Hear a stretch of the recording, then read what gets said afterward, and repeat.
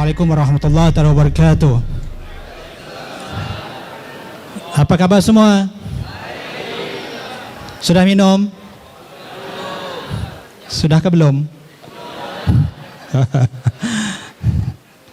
Kalau belum minum, air laut ada sebelah. Okay. Kita masih menunggu seorang lagi ahli panel kita. Masih dalam perjalanan. Ini dakwah silang budaya. Dakwah silang budaya, ya. Yang laki boleh silang kaki duduk, ya. Silang budaya kena silang budaya sikit lah, ha?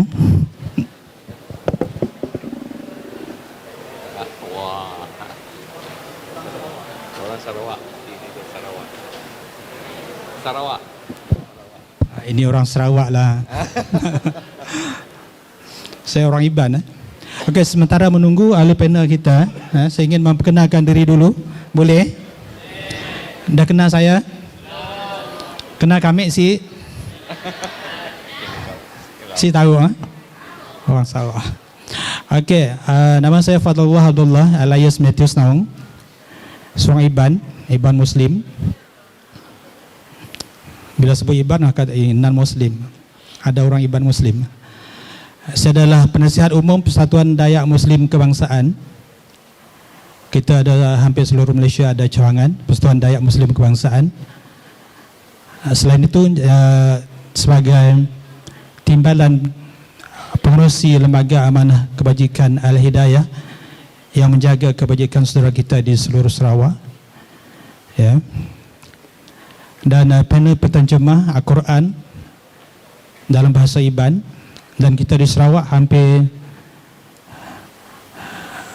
sempurna 30 juzuk bahasa Iban. Dan sebenarnya sudah siap, tapi masih dalam proses pemurnian bahasa Iban, Al-Quran kita 30 juzuk, ya. Dan kita telah terjemahkan juga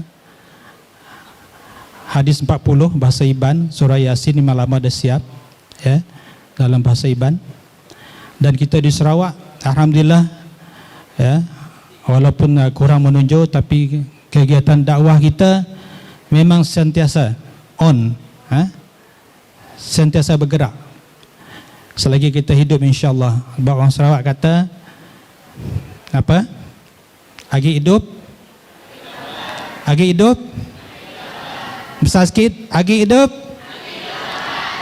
Nama artinya, selagi masih hayat di kandung badan, selagi itulah kita melawan, ya, berjuang, berdakwah dan sebagainya. Baiklah, saudara dan saudara sekalian, masa kita telah berjalan, ya. So, saya ingin memperkenalkan ahli panel yang sedia ada di sini depan saya. Ahli panel yang pertama, Saudara Muhammad Fitri, rakan lama saya. Dia selalu datang Sarawak. Terima kasih, saudara.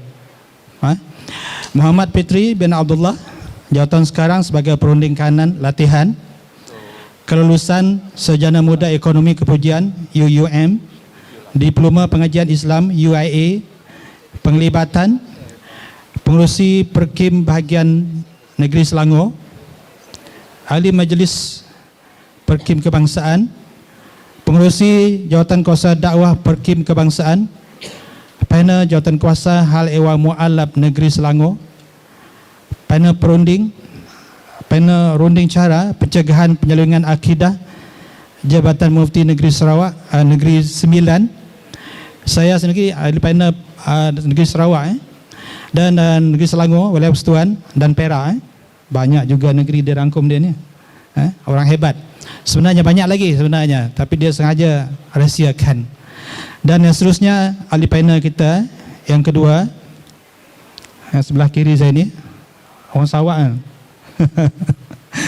Ya, Saudara Zipun Nazir adalah merupakan anak Allahyarham, ayahanda kita, Tun Arman Yaakob, memang orang kuat dakwah di Sarawak, sehingga pada hari ini pun tidak ada tandingannya. Nama beliau Zipun Nazir, tokoh pendakwah Perak 2015, pensyarah UIM UIA, Pemikiran Kritis Kreatif, kolumnis Sinar Harian, pengurusi Kluster Silang Budaya NUIM dan Yadim bersama dengan Yadim Yadim, okay. Naib Presiden Skuad Mubalik dan Multaqa Asatizah dan Duat, dan beliau juga merupakan pejuang poligamis. Orang perempuan dia buka mata dia bila masuk poligamis. Okey. Dan alhamdulillah tuan-tuan dan puan sekalian, untuk kongsi kalau saya pun pernah menerima anugerah Ma'al Hijrah Negeri Sarawak sebagai pendakwa contoh Negeri Sarawak pada tahun 2017 yang lepas. Okey. Dan ahli panel kita yang pertama sudah bersedia ya. Okey. Yang depan ni pun dah silang budaya ni, pelbagai kaum ya. Islam ini cukup sempurna ya. Dalam Al-Quran disebut wa ma arsalnaka illa rahmatan lil alamin. Ya, tidak kami utuskan engkau wahai Muhammad melainkan sebagai rahmat untuk sekalian alam, sekalian manusia, sekalian makhluk. Ya, bukan sekadar manusia, tapi sekalian alam. Ya. Dan juga tuan-tuan dan puan sekalian, ya, dan dalam Islam yang dinilai oleh Allah Subhanahu wa taala ya ialah takwa seseorang, bukan warna kulit, bukan kaum, bukan bangsa, bukan keturunan. Ya. Islam ni buta warna. Tak kena warna, tak kena rupa paras, tapi yang dinilai oleh Allah Subhanahu wa taala ialah takwanya kita. Akramakum indallahi atqakum. Tuan-tuan dan sekalian, saya juga ucapkan tahniah kepada tuan-tuan dan puan-puan, saudara-saudara saya yang telah memilih Islam sebagai agama kita, sebagai pegangan hidup kita. Ya. Dan kita ini adalah pelbagai latar belakang, ya, pelbagai keturunan dan sebagainya. Inilah sebenarnya yang dikehendaki dalam Islam. Sebab dalam dunia ini memang kita pelbagai pun, maka sasaran dakwah kita pelbagai, bukan untuk satu kaum, satu bangsa sahaja. Ya, memang pelbagai. Tuan-tuan dan puan sekalian, kita sebagai Muslim, sebagai orang Islam, hendaklah terus beristiqamah dengan Islam kita, ya, dan amalkan Islam dengan sepenuh hati. Ya, tuan-tuan dan puan sekalian, Allah Subhanahu wa taala dalam Quran, ya, Qul amantu billah sumustaqim. Katakanlah aku beriman dengan Allah dan terus istiqamah dengannya. Maknanya kita beriman dan terus istiqamah dengan pegangan kita tanpa undur ke belakang. Dalam Islam tidak ada jalan keluar, jalan masuk banyak ada. Ya, jangan kita salah faham. Ada kata bila dalam Islam tak ada paksaan, sebenarnya salah tafsir. La ikrah fid din, mana si kata orang sahabat ada apa? Si dipaksa masuk Islam. Tidak dipaksa. Tapi bila kita sebagai Muslim, sebagai Islam, mau tidak mau kita kena ikut, kena patuh kepada perintah Allah Subhanahu wa taala, kepada Nabi sallallahu alaihi wasallam. Baik itu Islam maknanya menyerah diri, serah diri kepada Allah Subhanahu wa taala. Ya, mudah-mudahan kita serah diri menjadi orang yang selamat. Ya. Okey. Terlalu panjang mukadimahnya. Bagi ahli panel kita yang pertama, Saudara Muhammad Haji Fitri, ya, bolehkah Ustaz terangkan apakah yang dimaksudkan dengan dakwah silang budaya? Silakan Ustaz.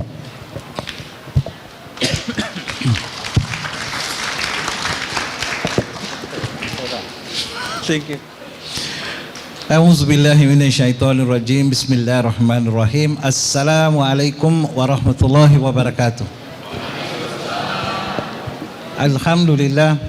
Alhamdulillahi rabbil alamin, wassalatu wassalamu asyrafil anbiya'i wal mursalin wa ala alihi sahbihi ajma'in. Subhanaka la ilma lana illa ma 'allamtana innaka antal alimul hakim. Wala haula wala quwata illa billahil azim. Qala rabbi shrah li sadri wa yassir li amri wahlul 'uqdatam min lisani yafqahu qawli. Wa qala ta'ala kitabul aziz ba'da a'udzubillahi minasyaitonir rajim bismillahirrahmanirrahim wa man ahsanu qawlan mimman da'a illa Allah wa amila shalih wa qala innani minal muslimin. Sadaqallahul azim. Yang saya kasih Al-Fadhil Ustaz Fadullah, rakan seperjuangan Syekh Sifu Nasir, rakan seperjuangan lagi on the way, yang saya kasihi saudara-saudariku sekalian, apa kabar semua? Sudah makan ke belum? Alhamdulillah. Ini kali pertama saya tengok ada program yang tak ada tea break, apa break semua tak ada. Ya, insyaAllah. Walau bagaimanapun kalau ada hajat diam-diam bangun boleh keluar lah. Jangan terus balik, datang balik. Dan Alhamdulillah, pertama-tama saya bersyukur kehadrat Allah SWT dengan izinnya sempat sampai ke Magi dan bersama-sama dengan rakan-rakan, dan saya datang pun saja pakai baju ni. Ustazah Sifu, baju ni sebenarnya adalah hadiah daripada beberapa mu'alaf yang saya kendalikan kursus di Kuala Lumpur. Saya ucapkan terima kasih lah. Mu'alaf hari ini sudah berubah. Zaman dulu kita selalu sebut kalau mu'alaf ni mereka ni suka meminta-minta. Hari ini mu'alaf sudah mula memberi-beri. Adakah memberi-beri? Dan keep it up insyaAllah. Alhamdulillah. Kita bincang satu tajuk yang agak penting pada pagi ini tentang dakwah silang budaya. Dakwah silang budaya, probably saya kena bagi tahu apa dia silang budaya. Kadang-kadang kita pun confused. Kerana dari pagi tadi kita dengar Brother Zamri cakap tentang kewajipan dakwah, dan dia pun tanya banyak kali, dakwah ni kerja siapa? Kerja siapa? Alhamdulillah, message is very clear. Kita ada Brother Syah Kirit sebentar tadi, dia pun sebut dan salah faham yang kita ada dalam dakwah, bagaimana kita nak menjawab persoalan-persoalan ini, itu rujuk kepada keluarga dan orang yang terdekat. Tapi sekarang kita nak bincang bagaimana kaedah yang dikatakan silang budaya ni apa. Kita nak menyampaikan dakwah kepada mereka yang mungkin tak seagama dengan kita, mungkin tak sekefahaman dengan kita, mungkin cara mereka, cara hidup mereka berbeza, pengalaman hidup mereka berbeza. Ahlan wa sahlan brother. Ini daripada Sabah, ini kawan-kawan Sabah ni. Dan mungkin juga mereka mempunyai nilai-nilai budaya yang berbeza. Ya, nilai-nilai budaya yang berbeza daripada kita. Jadi hari ini sebagai diri kita hari ini, bagaimana kita nak sampaikan mesej dakwah itu kepada mereka.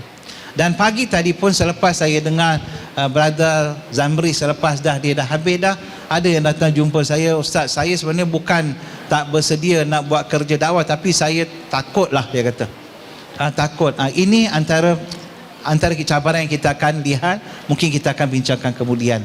Bila sebut apa benda yang kita nak sampaikan, bila sebut dakwah silang budaya ini, ya sudah tentulah saya tak cakap tentang komunikasi silang budaya. Komunikasi maksudnya kita berhubung dengan manusia, kita menjaga keharmonian, kedamaian, kesatuan hati kita. Ya, yang ini kita nak kekalkan. Maksud bila kita berjumpa dengan mereka yang baik bukan Islam ke ataupun maupun yang sudah beragama Islam, yang kita nak sampaikan ini dengan cara yang langsung, tidak menguris perasaan mereka, tapi bagaimana nak sampaikan mesej yang kita nak sampaikan, tidak ada Tuhan selain Allah. Ya, bila nak sebut la ilaha illallah, kita bagi tahu, brother, apa agama kamu? Kristian. Kita kata, brother, saya nak sampaikan satu benda pada kamu. Boleh. Apa dia? La ilaha illallah. Gapo dia? Apa benda ni? Maksud dia tidak ada Tuhan yang layak disembah selain Allah. Mahu tak mahu dia akan terguris. Nak buat macam mana? Dia dah ada banyak Tuhan. Dia 1, 2, 3, 4, 5, 6, banyak Tuhan. Karena macam Brother Syah tadi sebut kan, ada yang kepercayaan mereka sembah pelbagai Tuhan. Tiba-tiba kita kata la ilaha illallah, dia akan marah. Yang macam saya lah, bila masuk Islam, saya balik rumah bagi tahu mak saya, mak, kenapa buang masa sembah patung-patung ini? Mak saya jawab apa? Kamu 28 tahun dalam hidup kamu pun sembah patung juga tau, dia kata. Habis mati dah. Dia dah matikan saya punya dakwah. Habis tak ada lagi idea apa benda saya nak cakap. Kerana itu bukan kaedah yang kita nak sampaikan. Kerana ada banyak lagi kaedah. Lagi-lagi bila sebut mereka yang sudah mempunyai satu kepercayaan, dan ini pun Allah akui dalam Quran. Ya, bila kita selalu, yang kita semua dah, saya yakin dah hafal dah surah Kafirun. Ya, kita ajak mereka kepada bertuhan dengan Tuhan yang satu. Ya, kalau mereka tak nak, Allah sebut apa? Sebut pada mereka lakum dinukum waliyadin. Bagi kamu percayaan kamu, bagi kami kepercayaan kita lah. Karena tapi kita ada kewajipan untuk menyampaikan kepada mereka. Bagaimana kita nak sampaikan? Kalau orang Melayu lah ajarkan saya satu benda, dia kata tak kenal maka tak kenal maka tak. Ini semua brother Syah punya kerja lah ni. Semua cinta aja. Tak kenal maka tak kenal. Betul lah kan? Belum kenal lagi. Tak kenal maka tak kenal. Kita nak kenal dulu. Bila sebut orang yang daripada pelbagai budaya, Sarawak ada, Sabah ada. Ini bukan India tuan-tuan, confirm bukan India. Ya, kadang-kadang orang kata penceramah kita ni orang India. Saya cukup meluat. Saya dengar, saya lahir di Malaysia, ayah saya lahir di Malaysia, datuk saya lahir di Malaysia. Dia kata saya ni orang India. Pasport saya pun pasport Malaysia sibu. Dah, pasport Malaysia. Ya, boleh, kalau sebut masyarakat India, okeylah, atau keturunan India, okeylah. Jangan panggil orang Cina, orang India, bukan. Kerana kita bukan, kita semua rakyat Malaysia. Kita semua rakyat Malaysia. Yang khusus dalam masjid ini rakyat Malaysia yang beragama Islam daripada pelbagai keturunan. Ya, yang menyatukan kita apa dia? Akidah kita, iman kita. Dan kita cakap sekarang ni nak menyampaikan, menyeru, mengajak mereka yang bukan beragama Islam daripada pelbagai budaya yang berbeza. Ya, orang biasa orang sebut, if you cannot beat them, you join them. Saya pernah dengar kan? Itu bukan dalam Islam, tak boleh. Kita suruh dia masuk Islam, tak nak, tak apalah, kita agama dia aja. Tak boleh tu. Kerana ada cara kita nak menyampaikan. Pertama saya sebut, first and foremost, kita Brother Syah pun sebut kan, kita disebut tentang perbandingan agama apa semua. Ilmu ini sangat penting, sangat penting. Yang pertama kita nak kenali mereka, siapa mereka, apa kepercayaan mereka, apa budaya mereka. Saya nak sebut satu aja contoh. Ya, saya depan rumah saya ini seorang rumah masyarakat Cina lah. Tiap-tiap tahun hari raya, insya-Allah satu family dia semua datang. Saya yang paling suka dia pergi holiday, tapi pada malam raya dia akan berlepas nak balik. Pasal apa? Esok pagi nak pergi rumah Mr. Fitri. Bagus punya Chinese neighbor saya ni. Kerana setiap tahun, tapi saya tengok dia ni tak pernah sekali pun jemput pergi rumah dia tahun baru Cina. Kenapa sih buah? Nanti jawab. Dia tak pernah jemput. So saya dengan isteri, anak-anak pakat, apa tahun ni kita akan buat serang hendap. Jemput tak jemput itu belakang kira. Dan saya pun tengok bukan pukul 11 kereta dia masuk ke rumah dia. Saya dan anak saya, isteri saya pergi tung tang tekan butang. Dia pun datang kelang kabut, not welcoming lah, saya tahulah, tapi muka senyum tak senyum, muka tak senyum, nampak sangat dia macam belum ready lah. Tapi dia nak halau saya tak boleh. Dia kata, oh Haji, mari. Dia pun masuk dalam rumah. Dia nak, ialah makanan kan, itu biasa bagi mereka pun tahu ini orang Islam datang memang menyusahkan punya, nak cari makanan halal, mana mau cari apa, makan ke tak ada makan. Mereka dah macam-macam tanggapan, salah faham. Saya pergi, dia ambil mineral water, dia tunjukkan saya, Haji ini air you boleh minum sebab sini ada halal lah, dia kata. Isteri dia bawa satu tin biskut tu, Julis, dia tunjuk, dia tunjuk dekat anak saya, adik ya, you boleh makan ini, tengok ada tulis halal lah. Kemudian dia bagi anak saya seorang lagi Pepsi, adik ini ada halal, you boleh minum. Dia tahu kita makan halal, dia tahu. Kemudian dia bawa Mandarin orange, apa cakap Melayu, Mandarin orange, orange Mandarin lah, dan orange tau kan, Mandarin orange. Dia bawa, dia pusing, dia cari halal. Saya kata, you sampai bila pun tak ada jumpa tulisan halal sana lah. You don't worry, saya bukan datang mau makan, kita jiran. Saya datang pasal kita sudah lama kawan. You selalu datang rumah saya datang melawat you sajalah. Hari ini it's a good day lah, hari raya kan, kongsi pacar. Saya pergi pakai baju merah, semua pakai baju merah. Nak kata, nak excited. Tapi yang saya nampak, pertama, saya tak faham budaya dia. Dia pun tak tahu apa yang ada dalam hati kita. Tapi tahun kedua bila saya pergi ke rumah dia, he's prepared, dia dah bersedia dah. Bila saya sampai ke rumah dia, kata apa, Haji ini meja atas semua barang you boleh makan. Wah, dia sudah siapkan tahun ni, dia beli ya, semua barang you boleh makan. Jadi Alhamdulillah, tahun ketiga saya pergi, tahun kedua satu lagi peristiwa berlaku. Apa dia, anak saya yang kecil waktu dia makan biskut, tiba-tiba biskut tu ialah jatuh dan tumpah ke bawah. Isteri saya seorang yang proaktif, dia pun ambil tisu, dia nak tolong bersihkan. Tiba-tiba tuan rumah datang, kata apa, jiran saya kata, jangan. Kita rasa kita nak tolong bersihkan rumah dia. Tapi dia kata jangan. Kita nak tolong, jangan. Hampir-hampir macam papa saya pun dok pelik juga. Rupa-rupanya baru kemudian saya dapat tahu masyarakat Cina pada hari pertama mereka tak akan sapu bersihkan rumah mereka. Betul kan? Macam seolah-olah macam push away the luck lah. Ya, macam dia nak tolak tua. Saya mana tahu. Kita India punya orang satu hari 10 kali sapu rumah. Lepas tu tengok dia punya tiles dekat rumah macam baru pasang semalam. Kan? Tapi masyarakat Cina pada tahun baru Cina baru saya pun faham kenapa dia letup mercun tu. Dam tu 10 kaki 20 kaki punya mercun. Esok pagi tengok berterabur merah-merah dia tak sapu. Saya ingat ini semua jenis malas. Bukan malas, itu adat mereka, kepercayaan mereka macam tu. Nah, selagi kita tak kenali mereka, kita tak akan memahami adat mereka, budaya mereka, selagi itulah akan berlaku kekangan hubungan komunikasi. Lagi-lagi bila kita cakap tentang dakwah budaya silam. Ya, saya cakap ni bukan kepada masyarakat Cina, sama juga ya, Sabah Sarawak yang pelbagai budaya dan sebagainya. Seperti saya pernah sekali di Sarawak, ada seorang kawan saya orang Kayan, adik dia bertunang dengan orang Iban. Lepas tu dia Kristian, jadi dia kakak dia itu masuk Islam. Saya pun pergi duduk depan jadi VIP. Dah habis dah semua, dia pun dah bertunang. Kemudian padri pun baca doa dalam bahasa Melayu. Kemudian makan, saya pun hantar makan. Dan kawan saya berkata, don't worry, semua saya dah pastikan semua halal. Saya apa peduli, dah dapat halal, cukup lah, hantar saja makan. Lepas tu bapak dia buat persembahan, tarian ngajat. Saya duduk depan tengok filem seronok. Saya tengok, yalah dia sorang-sorang kau pakai atas kepala dia dengan parang dia apa semua, dia buat bagus. Lepas dia dah habis, dia buka ke benda tu atas kepala, dia buat atas kepala saya pula. Dia suruh saya pula buat. Nasib baik tadi saya tengok macam mana dia buat. Sebab dia tak bercampur dengan lelaki perempuan. Yalah, dia pun pakai seluar pajar, saya pun tak pakai cawat. Okey lah, buatlah. Tapi balik berurut jugalah. Sebab saya datang daripada budaya yang laju. Ngajak ni dia slow motion.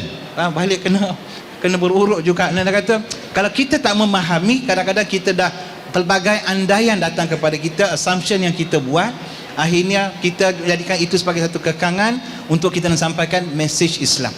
Dan apa mesej yang kita nak bagi tahu kepada mereka? Satu sahaja. Ya, saya nak sebut pada semualah. Ya, sebab saya faham yang semua hampir-hampir sama waktu dengan saya yang memeluk agama Islam ini. Ya, kita nak sampaikan, kalau keluarga kita tanya kat kita apa dia Islam, ya, cakap dengan bahasa yang paling mudah kepada mereka untuk mereka nak faham. Saya hari ini bila orang tanya berada wali Islam, saya kata Islam agama yang mudah macam mana? Islam bagi tahu Tuhan ada satu, itulah Tuhan cipta saya, itulah Tuhan yang cipta kamu, itulah Tuhan yang cipta semua manusia, itulah Tuhan yang mencipta alam ini, itulah Tuhan yang mencipta syurga dan neraka. Dan Islam kata kamu kena sembah Tuhan yang cipta kamu. Selagi kamu tak sembah Tuhan yang cipta kamu, selagi kamu tak sembah Tuhan yang cipta syurga, jangan harap kamu nak masuk dalam syurga. Ada faham ke tak faham? Faham ke tak faham? Bahasa yang mudah. Saya sebut gitu. Lepas tu saya akan stop. Pasal apa? Bila dia balik, Tuhan, dia pun tahu Tuhan satu. Walaupun dia sembah pelbagai benda, dia tahu Tuhan itu satu. Cuma dia tak tahu cara macam mana nak sembah Tuhan yang satu. Sebab ajaran dalam agama mereka, dia silent tentang bab-bab itu. Saya pernah beragama Hindu satu masa dahulu. Kitab Hindu pun sebut, yang kitab yang saya baca dalam bahasa Tamil. Kitab Hindu pun kata Karpanai Karanda Jodi Karunaye Wurvamagi. Faham? Semua angguk Tuhan sebut dalam kitab Hindu, dia kata apa? Manusia tak ada kemampuan, ya, tak ada kemampuan nak lihat wajah Tuhan yang bentuknya Jodi. Jodi apa? Nur, cahaya. Dia kata Tuhan dalam bentuk cahaya nur. Karunaye Wurvamagi, kalau Tuhan ada wajah itu adalah karunai. Karunai apa? Bagus tadi Brother Shah sebut apa? Kasih sayang. Ar-Rahman Ar-Rahim. Kerana tengok betapa dekatnya kita macam ni. Ya, dah dekat. Jadi bila kita, saya dah dengar, dah tahu Tuhan ada tapi tak nampak. Tapi kenapa saya nak pergi sembah benda yang saya nampak?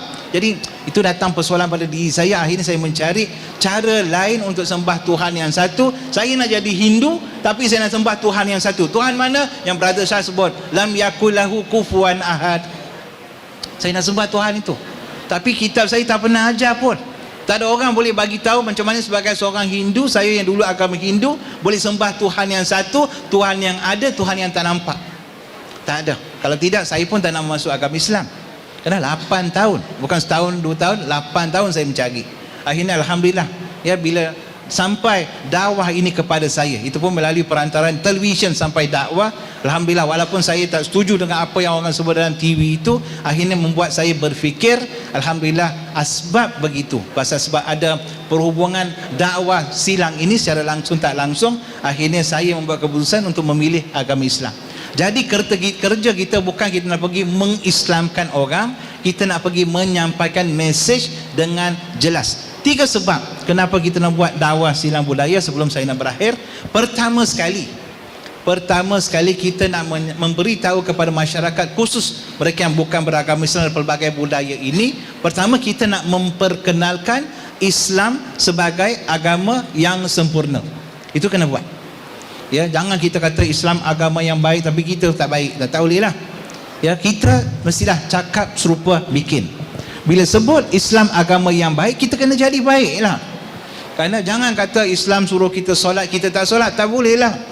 Kerana ada banyak contoh lah. Lagi-lagi sebab saya lama pengalaman dengan mu'alaf ini, macam-macam yang kita lihat. Tapi Alhamdulillah, dengan berkat doa, usaha mu'alaf, belajar dan sebagainya, semua ini berubah. Yang kedua, kita ada kewajipan untuk memberi gambaran yang baik tentang agama Islam, supaya orang-orang bukan Islam ini bersikap positif terhadap agama Islam. Kerana kita lah, bukan kita maksudnya saya lah, semua kita. Ya, kita kena bagi gambaran yang baik, pakaian bersih. Bila masuk agama Islam, kita balik ke rumah, masuk agama Islam, salam ibu ayah kita. Saya tak pernah sekalipun peluk ibu saya sebelum saya memeluk agama Islam. Bukan. Saya tak pernah tengok kakak-kakak saya pun memeluk ibu saya sebelum saya memeluk agama Islam. Ya, bila saya sudah masuk Islam 6 tahun kemudian, saya bernikah, saya bawa isteri saya balik ke rumah, saya tengok dia peluk mak saya, dia cium mak saya, peluk nenek saya. Saya pun barulah pertama kali nak cuba nak peluk mak saya, bergetar-getar badan saya. Itu bukan budaya saya lah, budaya daripada keluarga kami lah. Tapi hari ini bila saya balik ke rumah, saya boleh peluk mak saya, saya boleh cium mak saya, Masya Allah. Pergi rumah bila saya keluar, dan semua makcik-makcik saya pun buat benda serupa. Yang paling saya tak boleh tahan, sepupu saya pun nak buat benda yang sama. Kalau laki-laki tak apa, perempuan. Sebab tu kadang jumpa saya ke airport, jangan terkejut, kadang-kadang ada lipstick kat sini ke sini ke, jangan salah faham. Kerana itu sepupu-sepupu saya ataupun saudara mara saya yang tak faham lagi agama Islam. Dia manalah tahu apa dia aurat dan sebagainya. Dan terakhir sekali, kita nak menyampaikan Islam ini dengan cara yang mudah, ya, supaya dengan hikmah, supaya tidak mendatangkan perasaan takut kepada mereka yang bukan beragama Islam. Brother Shah sebut tadi kan, ya, ada bagi contoh-contoh yang banyak. Kita sampaikan dengan cara yang mudah. Islam sebut Tuhan satu, sembah Tuhan yang satu. Kalau tak sembah Tuhan yang satu, you are in trouble. Itu message Islam. Islam tak sebut banyak. Tuhan satu, ya, Tuhan yang Esa satu, sembah Tuhan yang Esa. Kalau tak sembah Tuhan yang Esa, you are in trouble. Ya, nenek saya bila dia tahu saya masuk agama Islam, balik rumah, get out, dia kata, keluar, dia kata. Saya gentleman. Nenek saya halau saya keluar sebab saya dibesarkan oleh nenek saya. Saya keluar. Nenek saya kata keluar, saya keluar. Pusing masuk ikut pintu belakang. Habis saya nak pergi mana? Ya, saya nak pergi mana? Alhamdulillah, ya, lebih kurang 2 tahun sebelum dia memeluk agama Islam, nenek saya pun sempat, ya, melafazkan syahadah sebelum dia memeluk agama Islam. Kadang-kadang nak kata kita lah orang akan lihat. Baik apa budaya dia, kepercayaan dia ke apa pun, Islam itu apa kepada mereka, apa yang mereka lihat pada diri kita. Sebab tu mu'alaf ini adalah ejen yang akan menyampaikan Islam kepada keluarga kita yang bukan agama Islam, termasuk kepada mereka yang daripada budaya-budaya ataupun yang katakan dakwah silang budaya. Kalau kita okey, Islam is okay for them. Kalau kita tak okey, dia kata apa masuk Islam, dulu engkau susah, sekarang lagi susah. Kerana kita nak ubah budaya inilah, image ini kita kena ubah. Ya, insya-Allah mungkin kita punya rakan-rakan saya akan tambah dalam isu ini, dan mudah-mudahan Allah bagi kefahaman kepada kita untuk kita berdakwah kepada semua, insya-Allah. Wallahu alam. Assalamualaikum warahmatullahi wabarakatuh. Waalaikumsalam warahmatullahi wabarakatuh. Faham ke tidak?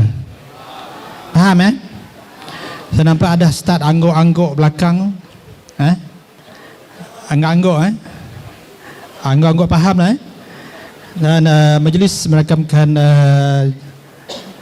ucapan selamat datang kepada saudara Haji Nicholas Sylvester. Okay. Ahlan wa sahlan. Alhamdulillah dia dari jauh, dari Sabah bang. Baiklah tuan-tuan dan puan sekalian, kalau kita mendongak ke atas, pernah tengok atas kubah, ada berapa jenis tulisan itu, macam-macam ada, ya, itu dah masuk silang budaya tu. Ada tulisan Cina, ada tulisan India, betul tapi saya tak faham, tapi boleh tengok. Tamil. Apa-apa pun yang kita faham rukun Islam, rukun Islam ada di situ. Ni paling tepatlah pilih tempat ni. Tuan-tuan dan puan sekalian, kita beralih kepada ahli panel kita yang kedua, yang sebelah kiri saya, ya, Saudara Zibun Azir. Ni kita jauh sikit, pergi ke Eropah,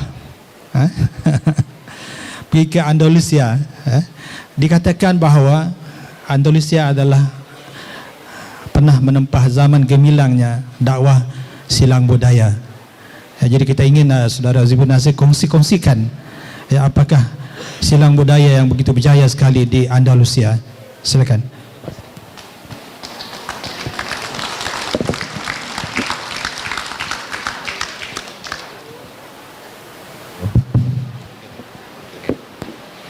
Bismillahirrahmanirrahim. Assalamualaikum warahmatullahi wabarakatuh. Ustaz, berapa minit? 10 minit, kena sharp. Tak mau ganggu masa.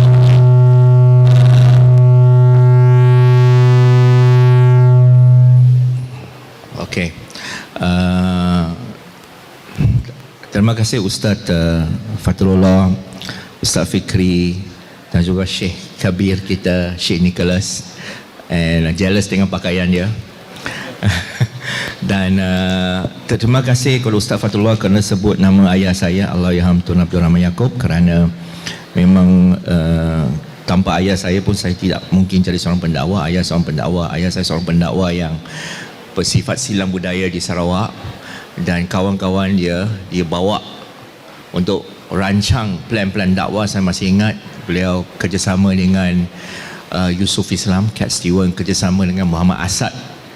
Muhammad Asad macam rakan keluarga, dia adalah bekas Yahudi, Leopold Waste. And melalui Asad kita kenal Andalusia, and beliau pun tinggal di Spain, tapi sekarang meninggal lah. Muhammad Asad pengarang Message of the Quran, terjemahan Al-Quran yang sangat terkenal itu. Sebenarnya apabila kita nak bercakap tentang silang budaya, jangan lupa kita ada tamadun tau. Dulu tamadun kita dulu, salah satu tamadun kita dulu ialah Andalusia atau Al-Andalus. Andalusia. Kita memerintah Andalusia selama hampir 800 tahun. 800 tahun. Sekarang dikenali sebagai Spain. Apa istimewanya Andalusia? Ialah Andalusia adalah jambatan antara timur atau Arab dan barat. Kalau siapa yang tahu map peta dunia sangat penting, dia ada jambatan. Dan yang memuji Andalusia bukan sekadar Muslim tau. Kalau Muslim yang puji Andalusia, itu maknanya bias. So, kita adalah Muslim, syok sendiri lah. Yang memuji Andalusia dan memasukkan dalam buku sejarah mereka sebagai the golden age, zaman keemasan, ialah bangsa Yahudi. Bangsa Yahudi menganggap bahawa Andalusia adalah zaman keemasan, kebangkitan, kesedaran Yahudi. Andalusia. Dan kita melihat Sultan Abdul Rahman III, coba contohnya, Perdana Menteri dia seorang Yahudi yang beragama Yahudi, Hasdai Ibn Shabrut. Tak tahu nama, tak apa, no. Dan banyak tokoh-tokoh yang lain ahli falsafah Yahudi lahir dari tamadun Andalusia. Dan ahli falsafah Yahudi ini membawa falsafah Andalusia ke Eropah. Maka naiklah zaman moden Eropah. Apabila kita sebut tentang dakwah, dakwah ini ada dua jenis. Ini ayah saya selalu ajar saya. Dakwah ada dua jenis. Dakwah mikro, di mana kita bergiat dalam NGO, kita bergiat, itu penting tu, berdakwah kepada orang miskin, beri makan, itu sangat penting, sangat penting. Itu ta'imut ta'am, itu sangat penting. Satu lagi dakwah dan juga sama penting ialah dakwah membina tamadun sebagai role model, contoh kepada dunia bahawa Islam adalah rahmatan lil alamin. Maka umat Islam di Andalusia bila nak bina tamadun dunia ni global mereka perlu handle falsafah dunia. Falsafah dunia pada masa itu adalah falsafah Yunani, falsafah barat, falsafah liberal. Yunani very liberal, Aristotle, Plato. Okay. Tapi kita sekarang kita melihat, kita bercakap tentang dakwah silang budaya, kita bila dengar barat saja kita kata barat ni jahat, Dajjal. Okay. Timur ni baik. Tetapi kalau kita fikir macam tu, maka Islam bukan rahmatan lil alamin, tapi Islam adalah rahmatan lil muslimin sahaja. Andalusia tak fikir macam tu. Kita sekarang ni, kita third world mentality, kita dijajah, kita bekas penjajahan. Andalusia bukan bekas penjajahan, dia menjajah. Number one super global power. Mindset mereka lain daripada kita, walaupun sama-sama Muslim. Tinggal 4 minit, saya akan siap habiskan. Direct to the point. Contohnya, saya bagi contoh, buat penyelidikan sendiri. Check out Ibn Rushd. Check out Ibn Rushd, atau dikenali sebagai Averroes di Barat. Dia satu revolusi di Barat, Averroism. Ibn Rushd, dia Latinnya Averroes. Ibn Rushd, dia mengarang satu buku yang bertajuk Faslul Maqal Fima Bainal Hikmah wa Syariah fil Ittisal. Maksudnya ialah, saya akan karang satu buku, dia kata, yang akan menyatukan falsafah dengan syariah, mengharmonikan. Dan Ibn Rushd menulis banyak buku tentang falsafah Aristotle. Dia cuba satukan syariah dengan falsafah Aristotle. Dan beliau adalah Qadi Andalusia, Qadi besar. Dan beliau mengarang satu buku yang setiap graduan zaman sekarang yang nak grad dalam usulul fiqh wajib baca. Kalau tak baca, anda tak layak dipanggil faqih atau ustaz. Nama buku itu ialah Bidayatul Mujtahid. Dia wajib baca Bidayah Al-Mujtahid. Artinya kalau jadi seorang mujtahid, you kena baca buku ni, Bidayah, beginning, permulaan. Seorang qadi qadi macam mufti. Qadi bukan qadi nikah kahwin, tapi dia macam yang tinggi sekali dalam hakim, dalam urusan agama, handle halal haram semua. keluar fatwa, dia menulis banyak buku pasal falsafah Aristotle yang cuba satukan mantik Aristotle, falsafah bukan saja mantik loh, falsafah, metafizik semua, kepada syariah. Bayangkan, ada tak kita sekarang seorang ulama usulul fiqh, usuluddin, yang menyatukan falsafah barat yang dikatakan liberal itu, even dia banyak definisi, inverted comma. Liberal di sini tidak bermakna LGBT ya. Jangan salah faham. Itu pemikiran yang tak faham falsafah. Bukan LGBT ya. Liberal sebagai satu falsafah dengan syariah. Sebagaimana yang berlaku yang dibuat oleh Ibn Rushd, Ibn Tufail, Al-Ghazali.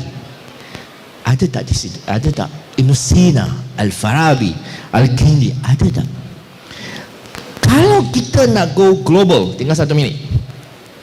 Kalau kita serius nak cakap pasal dakwah silang budaya, kita kena fikir global. Kita kena fikir seperti Andalusia. Kembali kepada sejarah kita. Bagaimana mereka berfikir sebagai superpower nombor 1.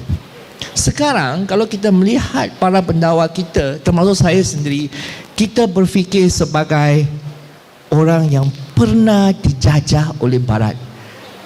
Macam Profesor Malik Badri kita lah, Malik bin Nabi, Profesor Malik bin Nabi bercakap last beberapa saat, umat Islam kita sekarang, dia pakar sosiologi ya, adalah mengalami sindrom colonizability, iaitu sindrom yang membuka diri kita untuk dijajah. Itu masalah kita. Kita kena kembali kepada sejarah, melihat Baghdad, melihat Umayyah dinasti, melihat Andalusia, untuk kenal Muslim yang memerintah dunia. So itu sahaja, insyaAllah nanti kita buka untuk soalan. 40 minit.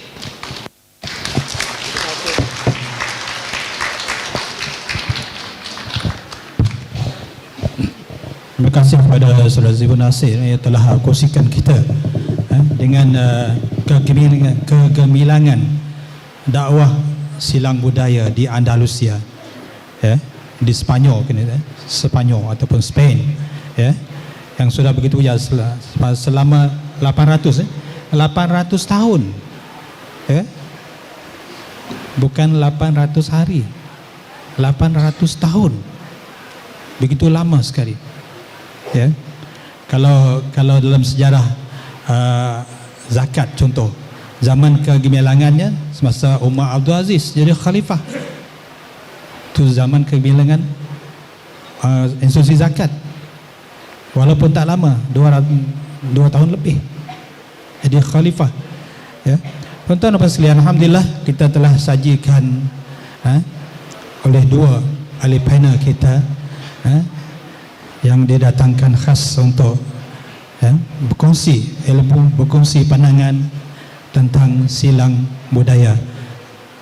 Dan kita baru sebentar tadi telah melihat depan ini ada kehadiran saudara kita dari jauh, dari Sabah, tapi sebenarnya orang Kuala Lumpur, yang Tuan Haji Nicholas Sylvester. Beliau adalah merupakan CEO Hidayah Center Foundation, pengurusi Gabungan Dakwah Malaysia, pengurusi Pertubuhan Kadazan Dusun Murud Muslim Malaysia, ataupun dikenali sebagai Momogun. Beliau adalah MBA University of Hull UK, kemudian asalnya beragama Roman Katolik sama dengan saya, dan beliau merupakan mantan Soldier of Jesus Christ dan born again Christian. Sebenarnya saya tahu banyak lagi latar belakang beliau, tapi memang sengaja dirahsiakan. Jadi persoalan ni, Sabah dan Sarawak ni hampir sama dia punya background, latar belakang penduduknya, berbilang kaum, berbilang bangsa, etnik, sub etniknya. Kalau di Sarawak lebih 20, dekat 30 etnik. Di Sabah pun lebih kurang macam itu. Dan di Pulau Borneo sendiri ratusan etnik ya, rumpun di Pulau Borneo. Begitu banyak sekali. Penduduk Pulau Borneo lebih kurang 25 juta. Tapi majoriti Muslim, saya dah maklumkan, majoriti 75% Muslim. Tapi Malangnya, Sarawak minoriti Muslim, 32%. Sabah 68 kalau saya yang Muslim peratusnya. Tuan-tuan friends, kita beralih kepada, tadi kita pergi ke Andalusia, Eropah. Kita kembali ke tanah air kita. Kita pergi ke ya, negeri di bawah bayu. Kita nak dengar perkongsian silang budaya, dakwah silang budaya di negeri Sabah. Silakan, kita mempersilakan Tuan Haji Sylvester untuk memberi info berkaitan dengan dakwah silang budaya di Sabah. Terima kasih. A'udzu billahi minasyaitonir rajim. Bismillahirrahmanirrahim. Alhamdulillahirabbil alamin. Wassalatu wassalamu ala rasulihil karim Sayyidina Muhammad wa ala alihi wa ashabihi ajma'in. Qala rabbi shrah li sadri wa yassir li amri wa hlul 'uqdatam min lisani yafqahu qawli. Allahumma salli wa sallim wa barik ala Sayyidina Muhammad wa ala alihi wa ashabihi ajma'in. Yang dihormati dan dikasihi moderator kita Al-Fadil Ustaz Fadlullah, Saudara Sifu Nasir, rakan seperjuangan Saudara Mak Fitri Abdullah, rakan seperjuangan kita, dan semuanya yang ada pada hari ini bakal yang bekerjasama dengan kita dan yang sudah pun bekerjasama. Assalamualaikum warahmatullahi wabarakatuh. Alhamdulillah, saya sangat bersyukur pada Allah SWT dapat bersama dengan anda semua pada pagi ini. Semoga pertemuan ini memberikan kepada kita keberkatan, memberikan kepada kita rahmat daripada Allah SWT. Kita ikhlaskan niat kita kerana amalan itu adalah dengan niat. Semoga Allah SWT memberikan kepada kita keikhlasan dan menerima amalan kita pada pagi ini sebagai sebahagian daripada rangka kita untuk mencari keredaannya. Jadi soalan yang diberikan ialah mengenai dengan usaha gerakan dakwah di Sabah, mengenai dengan silang budaya ini bagaimana. Kalau tuan-tuan dan puan-puan tengok saya ni berdiri sekejap lah. Baju ni ada berapa butang Pak? Boleh kira butang? Berapa butang saya? 6 ya, ada 6 butang. Rukun apa? Rukun iman jadi kita punya baju yang telah direka cipta untuk versi patuh syariat dan versi Islamnya sama ada 5 butang ataupun 6 butang. Ya. Jadi ini satu usaha kita untuk mencipta satu budaya Islam yang viable, yang berdaya saing di negeri Sabah. Sebenarnya saya berharap tadi ada boleh tunjuk gambar, boleh tunjuk video, sebab kita ada buat sambutan tadau keamatan peringkat negeri baru-baru ini, dan diwakili daripada setelah kita mengadakan 17 daerah sambutan tadau keamatan versi patuh syariah ya, yang mana kita menggerakkan usaha-usaha dakwah silang budaya itu secara penzahirannya dalam bentuk community, ya, community yang berbudaya Islam di negeri Sabah. Itu telah berjaya kita zahirkan baru-baru ini dalam satu majlis peringkat negeri yang ada dengan perbarisan sekali. Cuma tak dapat tunjuk lah, saya cerita aja lah. Kalau ada masa nanti, mungkin masa lain kita boleh tunjukkan bagaimana dalam sambutan itu ada perarakan dan diperagakan pakaian etnik daripada, kalau di Sabah itu sebenarnya ada 40 etnik dan 40 sub etnik yang berbeza daripada pelbagai pribumi di Sabah itu, yang rata-ratanya sebenarnya minoriti Islam. Kita daripada rumpun Momogun, Kadazan, Dusun, Murud, Rungus, Sungai, sebenarnya hanya 20% Islam secara umumnya. Jadi mungkin saudara kita di Sarawak pun begitu perjuangannya. Kita berkongsi pengalaman. Saya pun ingin belajar daripada tuan-tuan daripada Sarawak, daripada Borneo terutamanya. Dan sebenarnya kita boleh belajar daripada banyak yang di tanah air kita. Okey. Saya ingin nak mulakan dengan beberapa fakta sejarah. Bagaimana Islam sampai ke Nusantara? Siapa ingat cerita sejarah ni? Bagaimana Islam sampai ke Nusantara? Dia sampai dengan melalui pedagang-pedagang, betul? Melalui ada pejuang-pejuang Islam yang berdakwah. Di antaranya kalau kita ingat satu masa dulu ada Wali Songo. Cuba angkat tangan kalau kenal pasal Wali Songo ni, tahu pasal Wali Songo. Angkat tangan. Wali Songo. Oh, tak banyak yang tahu pasal Wali Songo kena cerita balik lah. Angkat tangan kalau tahu. Oh, memang tak tahu lah ni. Kalau tak tahu cuba angkat tangan. Oh, tak tahu rupanya. Wali Songo ni dalam bahasa Jawa, cici loro telu papat lima enam pitu walu songo. Songo tu maksudnya 9 orang wali. 9 orang wali ini datang berdakwah kepada tanah masa itu Nusantara ada di merata-rata kawasan Nusantara ini, dan mereka berdakwah kepada pelbagai kaum. Wali Songo ini kebanyakan daripada mereka adalah daripada orang Arab, bangsa Arab. Boleh trace dia punya silsilah, kita susur galur dia itu sampai kepada para sahabat, kepada Nabi SAW pun ada di kalangan mereka itu. Tetapi ada juga daripada Turki, ada daripada negeri Cina. Islam sampai ke negeri Cina jauh lebih awal daripada ke Nusantara ini. Itu cerita lain. Nanti mungkin ada yang orang Cina boleh cerita bab tu. Tapi kita cerita pasal di Borneo. Jadi bila di Nusantara ini sampai Islam daripada Wali Songo ini, yang menarik, Wali Songo ini walaupun kalau kita tengok gambar, seperti sekarang pun boleh Google, tapi tidak digalakkan. So tunggu masa habis masa sesi ini, kita Google tengok gambar Wali Songo. Wali S-O-N-G-O, Wali Songo. Kita akan nampak perwatakan mereka ini orang Arab, berserban berjubah. Mereka berdakwah kepada orang-orang Melayu, Jawa, Banjar, Bugis. Mereka berdakwah kepada orang-orang ini yang berbangsa, berbudaya lain daripada mereka. Tetapi yang menarik Wali Songo ini, dia tidak datang dengan membawa Arab, dia itu mengarabkan orang-orang ini, tidak. Dia tidak mengarabkan orang-orang ini, walaupun pakaian dia macam pakaian orang Arab. Tapi mereka tidak mengarabkan. Jadi mereka menerima budaya itu seadanya dan diterapkan Islam dalam budaya itu, sehingga budaya-budaya ini menerima Islam.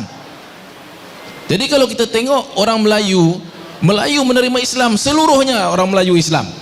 Statistik 2010 kita tengok orang Melayu semua Islam, tidak ada bukan Islam. Agama lain bangsa Melayu ini kosong, semua Islam. Kita tengok orang Jawa juga Islam semuanya. Ya. Kecuali adalah yang di Bali apa semua itu dia tidak dikira dia ada bangsa, dia sebut nama lain. Dan Bugis, Banjar, Minang, semuanya memeluk agama Islam, semua bangsa itu jadi Islam. Tetapi tidak diarabkan. Malah yang menarik faktanya, orang Arab ini dia jadi bangsa yang dia sampaikan Islam itu. Kalau di Melayu, orang Melayu pun ada ramai orang Arab di kalangan orang Melayu. Apa nama dia? Tahu tak? Apa nama antaranya? Di antaranya Syarifah, Syarif, Syekh. Ada nama-nama tu. Dia orang Arab tapi dia Melayu. Dia Jawa, dia Banjar, dia Bugis. Dia jadi bangsa yang disampaikan Islam itu, dia tidak Arabkan orang-orang ini. Jadi satu masalah kita di Malaysia dalam bab dakwah ini, sebab kita pun baru dalam usaha-usaha dakwah, kadang kita mau melihat orang-orang memeluk agama Islam ini jadi Melayu. Sedangkan orang Melayu itu pun dia tidak jadi Arab. Ya. Kenapa pula sekarang kita mau orang yang bangsa lain ini mau jadi orang Melayu? Betul? Tidak ada salah dengan Melayu. Jangan salah faham pula. Dia ni anti Melayu. Tidak, kita bukan anti mana-mana. Kita berpegang kepada ayat Al-Quran. Ya ayuhan nas inna khalaqnakum min zakarin wa unsa wa ja'alnakum syu'uba wa qabaila lita'arafu. Wahai manusia, kami menjadikan kamu daripada sepasang laki dan wanita, dan jadikan kamu daripada berbangsa-bangsa dan bersuku-suku. Lita'arafu, agar kamu kenal mengenal di antara satu sama lain. Itu saja tujuannya. Kenal mengenal. Kuatnya Islam dengan kuatnya bangsa Melayu, bangsa Jawa, bangsa Banjar, bangsa Bugis, bangsa Minang yang Islam.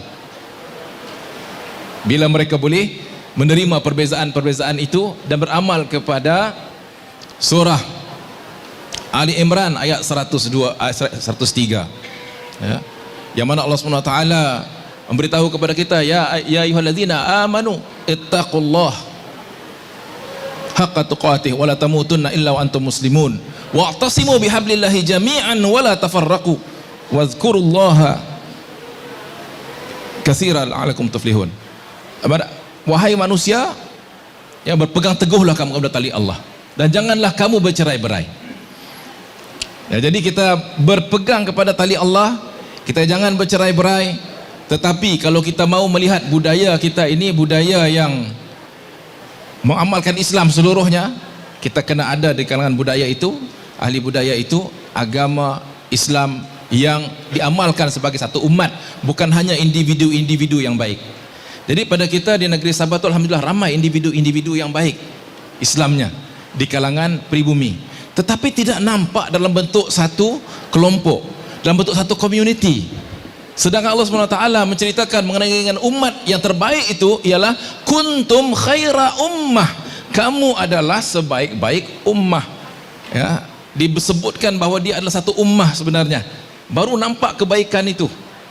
Dan syaratnya ummah ini ialah mereka mereka mengamalkan amar ma'ruf dan nahi mungkar dan beriman kepada Allah. Jadi di Sabah satu yang kita lakukan sekarang ini ialah mewujudkan satu budaya komuniti Muslim yang patuh syariah, yang Islamnya itu dilihat dalam bentuk yang zahirnya sebagai satu komuniti yang kuat. Jadi dalam penzahiran kepada apa yang kita laksanakan ini, baru-baru ini kita buat pada 1 hari bulan Julai, peringkat negeri Sabah diwakili lebih daripada 17 daerah lah yang kita telah buat sambutan itu di peringkat daerahnya. Setiap daerah melaksanakan sambutan-sambutannya, kita buat di peringkat negeri. Di peringkat negeri ada perarakan, dan perarakan itu kita lihat bagaimana penjelmaan kepada indahnya budaya Islam itu dalam setiap daripada suku kaum yang ada, yang diwakili pada masa itu. Belum lagi menyeluruh, baru 17 tempat kita berjaya melaksanakan. Doakan kita akan melaksanakan di seluruh negeri Sabah, dan fenomena khaira ummah ini dilihat sebagai satu fenomena tamadun yang bukan hanya bercakap mengenai dengan kehebatan Islam, tapi nampak kehebatan Islam itu pada budaya yang diamalkan oleh sekelompok manusia. Tepat 10 minit. Terima kasih.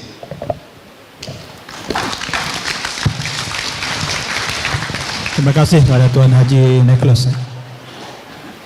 Saya rasa pusingan yang kedua nanti mungkin ada sambung lagi tentang usaha-usaha dakwah di Sabah nanti. Saya rasa belum lagi merangkumi kesemuanya. Dan tuan-tuan dan puan-puan, kita insyaAllah akan berhenti pada pukul 12 nanti. Maknanya kita masih ada masa yang begitu panjang lagi. Maka tuan-tuan dan puan sekalian, kita teruskan kepada pusingan yang kedua. Terus kepada saudara Ustaz Muhammad Petri untuk soalan seterusnya. Ustaz, dalam dakwah silang budaya ini pasti ada di sana cabaran ataupun halangan-halangan yang pasti kita hadapi. Ya, sudah pasti. Yang tadi Ustaz kata dia pandai mengajat. Kalau habis sesi ini mungkin boleh mengajat sekali. Dia bersama dengan Tuan Haji Sylvester Sumazau dari Sabah. Okey. Kembali kepada soalan, apakah di antara cabaran-cabaran yang kita hadapi dalam usaha dakwah silang budaya ini, dalam cabaran-cabaran yang kita hadapi semasa kita berdakwah silang budaya? Silakan Ustaz. Terima kasih Ustaz. Assalamualaikum warahmatullahi wabarakatuh. Nahmadun Rasul Karim. Saya dalam pusingan yang ini saya bagi poin-poin sajalah sebab mudah faham. Sebab saya tadi terambil masa bukan sikit tapi banyak, jarang dapat datang ke Perlis. Alhamdulillah, bila sebut tentang cabaran, saya percakapkan cabaran ini kepada dua. Satu, cabaran yang datang daripada diri kita sendiri. Ya, sebab daripada pagi kita bincangkan tentang bab dakwah ni. Bila sebut cabaran, yang pertama sekali, ramai yang beranggapan dakwah ini bukan kerja kita, bukan kerja saya. Ramai kita macam tu, tak pernah terfikir. Saya memeluk agama Islam, hari ini masuk agama Islam, tak sampai seminggu saya dijadikan dengan cara paksa, saya dijadikan sebagai pendakwah. Itu yang saya berakhir jadi macam ni, Ustaz. Kalau tidak mungkin waktu ni main golf saja. Ya. Dan sebab alhamdulillah, syukur kita kepada Allah Subhanahu Wa Taala, sebab Allah telah pilih kita. Kita pun dengar dah daripada pagi tadi beberapa ayat Quran yang dibacakan kepada kita. Kuntum khairu ummatin ukhrijat linnas. Untuk apa? Kita nak seru manusia kepada kebaikan, ya, mengesahkan Allah, cegah manusia melakukan syirik. Dan kita pun sebut, saya baca awal tadi sebelum pusingan yang pertama, satu ayat Quran Allah sebut, wa man ahsanu qaulan mimman da'a ilallah. Barang siapakah lebih baik perkataannya daripada mereka yang menyeru manusia kepada agama Allah. Banyak benda kita boleh cakap, tapi percakapan yang paling Allah suka apa dia? Kita membawa manusia dekat kepada Allah Subhanahu Wa Taala. Yang kedua, apa cabaran dia? Cabarannya kurang ilmu dakwah. Kita datang macam saya lah, saya sebut tadi kan, saya balik bagi tahu mak saya kenapa sembah patung. Terus mak saya kata, engkau pun dulu sembah patung. Habis, tak ada point nak hujah dengan mak saya. Itu belum ada ilmu lagi. Tapi hari ni mak saya bagi tahu patung-patung ni semua bukan Tuhan. Dia pula bagi tahu kat saya. Sebab dia ialah, kita pun tunjuk kepada dia akhlak yang baik, apa boleh duduk berbincang sekarang. Saya sebelum ni, bila saya mula-mula memeluk agama Islam, bila saya buka mulut saya, kakak saya akan terus sebut, shut up, don't preach. Saya cakap apa pun macam tu, jangan buka mulut. Sebab saya ingat bila kita dah masuk Islam, kita nak Islamkan mereka. Ya, dia masalah mereka bukan dengan Islam, masalah dia dengan saya. Kerana mereka not interested in Islam, they are interested in me. Jadi itu antara halangan-halangan yang pernah ada. Dan seterusnya apa dia? Kita terlalu sibuk untuk buat kerja-kerja dakwah. Tak apalah, hari ni kita datang ramai-ramai ke sini. Cuba minggu depan datang. Okey, siapa nak sama-sama buat kerja dakwah minggu depan, datanglah ke Perlis. Saya nak tengok berapa orang nak datang. Kerana ni sebab bukan pasal apa, pasal mungkin kita ada komitmen kerja kita, komitmen mungkin terlibat dengan NGO-NGO lain ke, ada komitmen perniagaan, macam-macam. Dan ini antara cabaran hari ini. Kenapa kita tak boleh pergi kepada mereka yang belum beragama Islam, apatah lagi dalam silang budaya. Dan satu lagi cabaran bila sebut tentang kurang ilmu ini, kita perlu ambil tahu tentang budaya. Saya sebut agama, kepercayaan mereka dan juga budaya mereka. Kadang-kadang kita anggap sesuatu itu sebagai agama, sebaliknya mungkin itu hanya budaya. Kadang-kadang kita terlalu ambil ringan, kita ingat benda itu budaya, kadang-kadang itu pula melibatkan agama. Jadi hak ni kita kena ambil tahu. Sebab kadang-kadang yang to make things worse, untuk jadikan lagi buruk, semua kita pakat kata apa, semua ini tak boleh. Habis. Kalau tak boleh, apa kita buat? Jangan dakwah, duduk diam saja. Syaitan menang 1-0. Kerana jangan kita jadi macam tu. Sudah tentulah pada alaf ini dakwah silang budaya menjadi lebih mencabar. Antara ni sumbangan-sumbangan daripada isu seperti Islamofobia, yang menakut-nakutkan umat Islam, ya, dan media yang hari ini keterlaluan. Apa yang tak baik ditunjukkan, di highlight. Alhamdulillah, walaupun dengan ada macam-macam cara mereka nak memburukkan Islam, hari ini kita menggunakan media yang sama bagi tahu kepada mereka kita bukan macam itu. Sampai bila saya berjumpa dengan masyarakat bukan Islam yang pelbagai budaya ini, mereka bagi tahu, we know the difference between Muslim and Islam. Alhamdulillah, itu dah kira dah okey dah lah. Mereka tahu. Ya, mereka tahu these people are Muslim, brother. They are not good. They are not good in their religion. Dia pula bagi tahu kat kita macam tu. Jadi alhamdulillah kalau kita boleh sampai ke peringkat macam tu. Yang amat berbahaya apa dia? Kerana seorang, dua orang yang beragama Islam menyebabkan mereka melabel semua orang Islam ni sebagai tidak baik. Yang paling mengharukan kita, mereka label Islam sebagai agama yang tidak baik. Ya, wallahualam. Dan seterusnya apa dia? Isu masyarakat majmuk. Yang bila kita kata dakwalah kepada masyarakat yang bukan Islam, kita kata apa? Kenapalah nak dakwah ni? Kita dah elok duduk macam adik-beradik, lama duduk aman damai. Sekarang kita buat kerja dakwah ni jadi huru hara. Kemudian pergi dakwah kepada orang bukan Islam, jiran ke apa, besok dia pula tak nak cakap dengan kita. Dan ini tanggapan-tanggapan yang banyak dah kita bina dalam diri kita. Kita lebih redha, lebih suka tengok dia mati masuk neraka daripada dia tahu apa itu Islam dan nak terima Islam. Ya. hak terima Islam tak Islam itu bukan hak kita. Kerja kita menyampaikan kepada mereka, menyantuni mereka, berbaik-baik dengan mereka. Mana yang boleh kita bantu mereka. Ya, bahak hidayah Allah sebut dalam Quran, laisa alaika hudahum, bukan kamu yang bagi hidayah kepada mereka, walakinnallaha yahdi may yasha. Allah kata kami yang berhidayah kepada siapa yang kami mahu, Allah sebut. Jadi kerja kita menyampaikan saja. Buatlah apa cara pun. Hari ini pelbagai cara kita boleh menyantuni bukan Islam. Ya, saya selalu pergi ke tempat-tempat majoriti penduduk bukan Islam, kita buat program gotong royong, kita sama-sama bantu cat sekolah mereka dan sebagainya. Dan banyak kita buat. Kadang-kadang bila tahu ada masyarakat yang miskin, kita hantarkan makanan tiap-tiap bulan. Bukan kita minta dia masuk Islam. Nak kata indahnya Islam, kita ni borderless. Bila sebut bab menyampaikan Islam, kita tak ada border. Islam ni untuk hak kita saja, tak ada. Islam untuk semua. Dan terakhir sekali saya nak sebut satu lagi, apa dia? Tanggapan yang salah tentang Islam di kalangan masyarakat bukan Islam itu sendiri. Ya, mereka sudah anggap seolah-olah Islam ini untuk orang Melayu sahaja, itu dulu. Sekarang Islam ni untuk mereka yang beragama Islam sahaja, full stop. Gitulah. Ya, jadi jangan pula kita nak bergaduh dengan mereka. Apa saya sebut, dia umpama orang Melayu sebut seperti kita menarik rambut daripada tepung. Kerana rambut pun tak nak bagi pecah, tak nak bagi putus, tepung pun tak nak berteraburan. Kita jaga harmoni, jaga bina hubungan. Ya, kita boleh duduk bersama-sama mereka. Jangan buat sesuatu yang mereka benci Islam sudah. Jangan kita buat sesuatu yang mereka tak suka dengan Islam sudah. Lagi-lagi kita dalam kalangan mereka yang memeluk agama Islam ini, walau keluarga kita hina, maki, hamun apa, sabar sajalah. Itu rule number one. Rule number one itu sabar je lah. Apa nak buat? Kalau takkan kita nak lawan balik. Nabi ajar kita macam tu. Kalau orang bukan Islam hina, kutuk apa-apa tentang agama Islam, sabar sajalah. Apa mereka dalam keadaan belum mahu mendengar lagi. Biar mereka sudah habis penat, barulah kita mula bicara dengan mereka. Ya, jadi teknik-teknik dakwah insya-Allah, ya, mungkin kita ada, ya, mungkin slot-slot lain yang akan bincang tentang teknik-teknik dakwah. Insya-Allah kita akan dapat banyak input itu kita guna pakai dalam kerja-kerja dakwah kita. Wallahu alam. Assalamualaikum warahmatullahi wabarakatuh. Terima kasih. Waalaikumsalam warahmatullahi wabarakatuh. Terima kasih saudara Muhammad Petri yang telah kongsikan kita beberapa tips dalam usaha dakwah silang budaya. Terima kasih. Beliau pesan supaya sampaikan dakwah, jangan sampai memaksa. Ya. Dan kalau orang tak bersetuju kita, kita doakan kepada mereka. Sebagaimana Nabi sallallahu alaihi wasallam pun pernah berdoa semasa dakwah ke Taif. Allahumma yahdi qaumi fa innahum la ya'lamun. Ya Allah, ya Tuhanku, berilah hidayah kepada kaumku, berilah petunjuk kepada kaumku, sesungguhnya mereka tidak mengetahui. Maka sampaikan dakwah kita, balighuni walau ayat, sampaikanlah daripadaku walaupun satu ayat.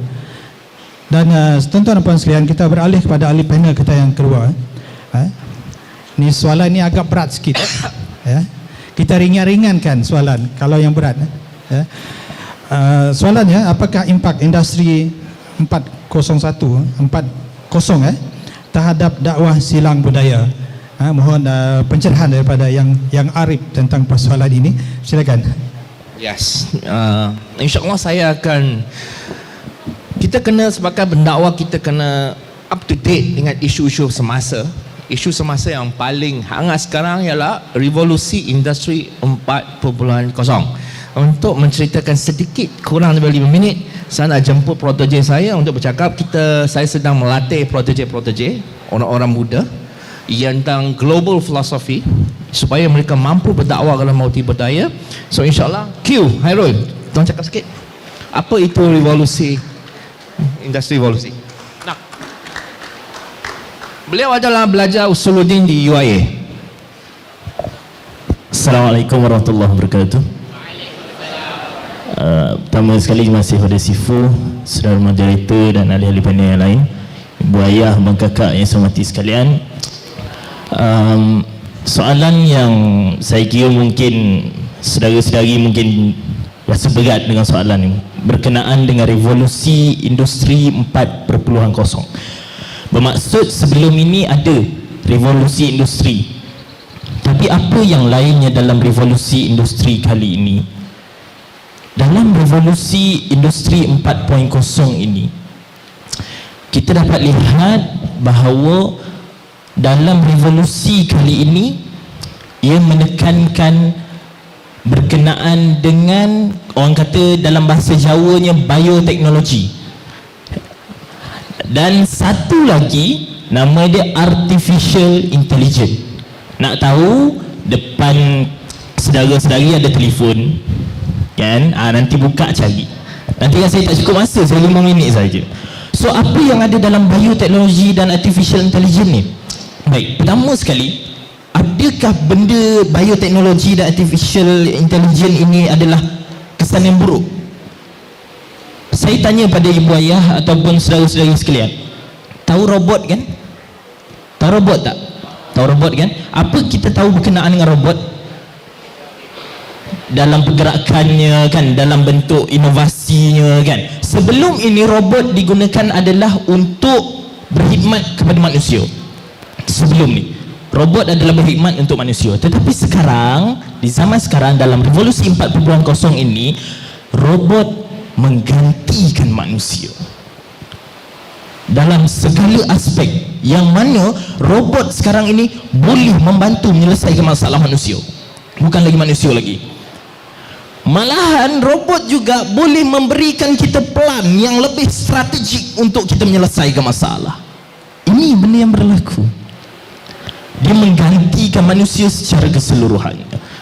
Hatta ya, pemimpin kita juga pernah berbicara dengan robot ini sehingga kan boleh buat lawak dengan pemimpin kita sendiri. Robot boleh buat lawak dengan manusia. Kehebatannya dalam teknologi zaman sekarang. Begitu juga dalam artificial intelligence. Ini perkara yang sangat penting. Dalam bioteknologi pula, kalau ibu ayah tahu, kalau ibu-ibu yang mengandung, kita boleh lihat anak-anak waktu scan, betul? Kita boleh lihat anak-anak kita. Mungkinlah doktor cakap anak puan ni mungkin cacat, saya rasa telinga dia dekat dengan pipi kan, mungkin mulut dia ni erok sikit ke kiri, contoh dia boleh scan. Tetapi dengan kuasa bioteknologi, hanya dengan perubahan DNA sahaja boleh menjadikan anak ibu-ibu sekalian jadi sempurna. Nak tukar apa? Nak tukar mata dia jadi warna merah, nak tukar hidung dia ni jadi mancung sikit, nak tukar bibir dia ni besar sikit, boleh dengan kuasa DNA. Ibu ayah saudara-saudari sekalian, inilah kuasa revolusi industri 4.0. Itu sebab saya takjub ataupun saya sangat teruja dengan apa yang telah dilakukan oleh Israel. Nampak macam saya backup Israel kan? Tapi tidak. Inilah kehebatan ataupun kuasa yang ada pada Israel. Israel hanya sebuah negara yang kecil. Dia bukanlah negara, dia adalah sangat sedikit dalam kerangka manusia yang tidak sampai kepada belasan juta pun. Hanya 8 juta sahaja. Yahudi di dunia bukan di Malaysia, Yahudi di dunia sahaja baru 15 juta ibu ayah sekalian. Sedangkan umat Islam di atas muka bumi Allah Subhanahu Wa Taala ini ada kurang lebih 2 bilion, termasuk ibu ayah yang ada pada ini. Semua yang ada pada kita pada ini 2 bilion. Bagaimana 15 juta ini boleh melumpuhkan 2 bilion dengan kuasa-kuasa revolusi sebegini? Sama-sama kita fikir balik. Itu sebab saya fikir, saya tak pelik. Kerana apa? Sejarah Islam telah membuktikan. Kerana apa? Bagaimana 15 juta boleh melawan 2 bilion hanya dengan kuasa intelijen ataupun pemikiran. Perang yang berlaku sekarang bukanlah perang senjata, bukanlah perang pedang, bukanlah perang dengan bentuk tembakan, tetapi perang yang lebih besar sekarang adalah perang pemikiran, yang boleh merubah sesuatu, yang boleh merubah manusia, emosi manusia, pemikiran manusia daripada baik menjadi buruk atau buruk menjadi baik hanya dengan kuasa pemikiran.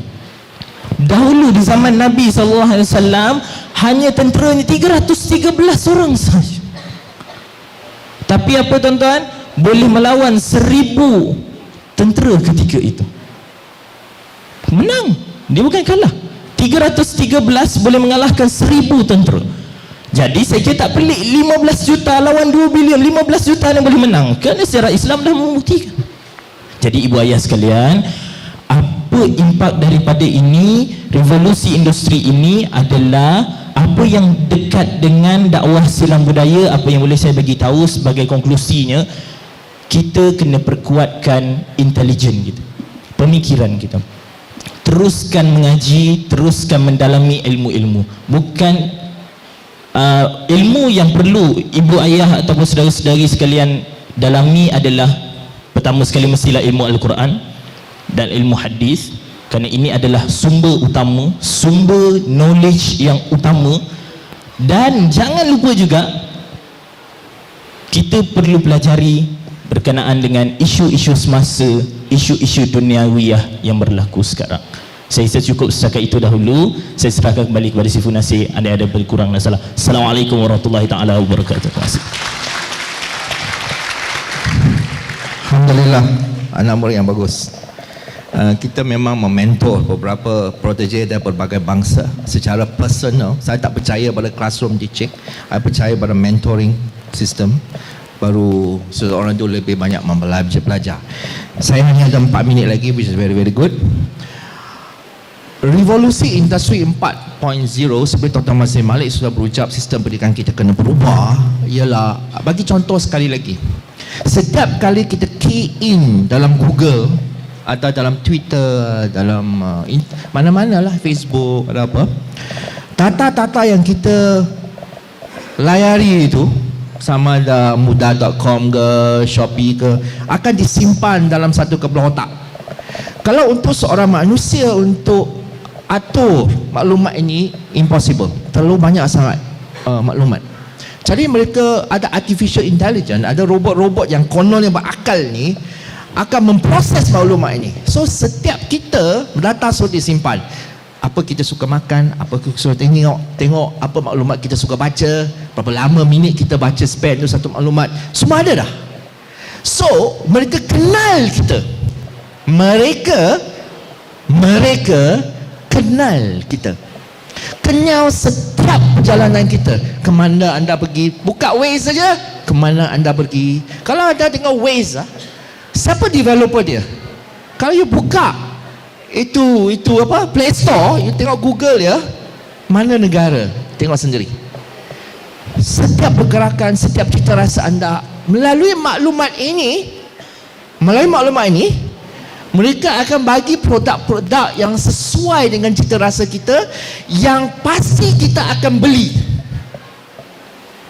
dan pasti kita akan pengaruh, sebab dia tahu psikologi kita, setiap seorang antara kita. Itu dakwah mereka. Kalau kita nak cakap pasal dakwah silang budaya tapi kita tidak ada pemikiran global, we are finished. We are finished. I'm telling you, we are finished. Nabi Muhammad SAW, dia bukan sekadar fikir nak takluk Mekah je tau. Dia fikir Madinah, lepas Madinah Mekah, lepas Mekah Jazirah Arab, lepas Jazirah Arab dunia. Kalau kita berfikir lokal, kita takkan ke mana? Takkan. Bila kita nak fikir global, falsafah yang kita perlu belajar ialah falsafah global. Pada masa yang sama, Al-Quran adalah mengajar kita global mindset. Itulah sebab Ibn Rushd menggabungkan, dia nampak betapa pentingnya karang satu kitab yang mengharmonikan falsafah barat dengan syariah. Dan bukan saja beliau, guru beliau juga Ibn Tufail, guru-guru beliau juga Ibn Bajjah dan Ibn Sina, dan satu revolusi di dunia pada masa itu. InsyaAllah kita akan sambung. Sudah habis 10 minit saya sharp insyaAllah. Nanti kita buka kepada soalan.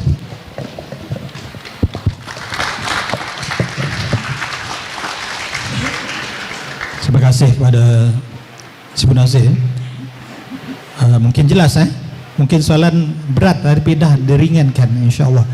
Baiklah tuan-tuan dan sekalian, kita berada kepada ahli panel yang kita yang ketiga, saudara Haji Nicholas. Ni masih lagi berhubung dengan silang budaya di Sabah. Dan kita nak ingin tahulah bila ianya dimulakan dan bagaimanakah pelaksanaannya. Mungkin dapat dia ambil di tempat-tempat lain contoh-contoh yang telah dibuat di Sabah. Silakan tak?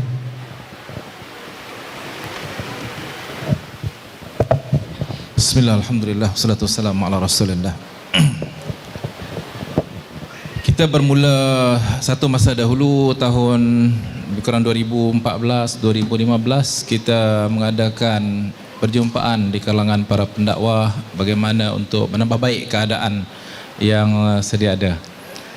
Kita tahu di Sabah majoritinya adalah orang Islam, tetapi di kalangan pribumi Memogun Muslim, Kadazan, Dusun, Murut, Sungai dan yang selainnya itu minoriti 20% bergantung kepada suku. Kalau Murut dia punya peratusan sangat rendah, mungkin dalam 18%, kalau Rungus lagi rendah.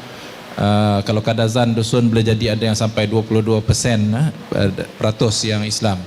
Tapi kita kata macam mana supaya yang ada umat Islam ini mempunyai kekuatan, dan kekuatan itu adalah kekuatan pada peringkat komunitinya. Kerana Islam itu dia tidak akan datang kepada satu-satu budaya itu melainkan mencantikkan budaya itu dan menunjukkan potensi dan kehebatannya. Karena agama Islam ini memang dia punya sifat dia begitu. Tidak masuk Islam kepada satu budaya itu melainkan mencantikkan. Jadi kita berbincang dan pada masa itu kita melibatkan institusi kemuftian. Sangat penting sebenarnya kalau di Malaysia ini kita membuat satu perkara, kita mendapat panduan daripada mereka yang mempunyai ilmu agama yang mantap dan boleh membantu kita dari segi membina budaya itu secara yang mengikut lunas-lunas agama kita, mengikut syariat kita. Jadi kita berbincang dengan saya bersama Datuk Mufti dan dia memberikan garis panduan bagaimana yang seharusnya untuk kita laksanakan. Sebab tuan-tuan dan puan-puan, siapa sini pernah pergi sambutan Tadau Keamatan di negeri Sabah? Cuba angkat tangan. Sambutan Tadau Keamatan, Pesta Menuai di Sabah. Gawai pernah? Gawai. Boleh angkat tangan juga kalau pernah pergi Gawai. Okey, kalau tak pernah angkat tangan. Oh, ramai rupanya yang tak tahu. Okey. Jadi sambutan itu dia berbentuk menyambut meraihkan tuaian, hasil tuaian yang baik. Jadi disambut itu dengan diketuai oleh pengamal tradisi agama pagan yang menyembah semangat padi. Saya ingat kalau di Gawai pun begitu juga, ada dia punya ketua-ketua dia yang menyambut semangat padi ini. Dan majlis itu tidak sah kalau tidak ada tuak. Tuak tahu tuak? Tapai, ada tapai. Tajau besar, tahu tajau? Dia besar, dia punya bekas tu. Masuk dalam dia punya majlis tu, minum dulu, isap dulu, kan? Tengok siapa yang banyak input-input yang terdapat dalam usaha dakwah di Sabah. Masa kita masih ada lagi tuan-tuan puan sekalian, sudah sakit kan lengan kan duduk? Boleh berdiri sekejap, berdiri sekejap. Berdiri sekejap lah. Boleh? Berdiri dulu. Okey, goyang-goyang badan. Ustaz Haji Semester, kalau boleh sumazau dulu. Sumazau dulu kita atau pengajak sikit. Okey. Memang lenguh ya. Dan kita duduk kat kerusi memang selesa lah, tapi duduk bawah memang tarik nafas, pejam mata, jangan tidur. Okey. Kita insyaAllah akan teruskan sampai pukul 12 harap bersabar semua. Okey. Ini pun cabaran cabaran kita pada hari ini. Okey, sila duduk. Sila duduk. Terima kasih. Okey, alhamdulillah kita akan teruskan insya-Allah beberapa minit lagi ya. Dan pertamanya untuk sesi soal jawab, kita beri peluang kepada tuan-tuan, puan sekalian, saudara ya untuk sesi soal jawab. Dan juga kalau ada yang nak kongsi-kongsi, kongsi-kongsikan dakwah lintang ataupun kata silang budaya. Dan alhamdulillah saya dari Sarawak bawa Ustaz Haji Muhammad Chatasman. Sila berdiri. Beliau adalah merupakan bendahari Persatuan Dayak Muslim Kebangsaan orang Iban dari UK.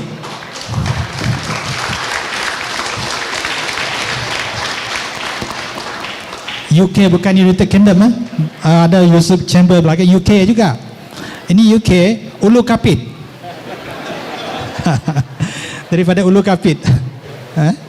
Beliau belajar di Indonesia, kemudian sambung di Azhar lagi.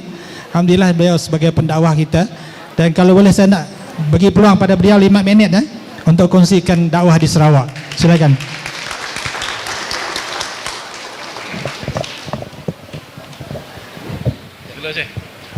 Mana berdiri sini?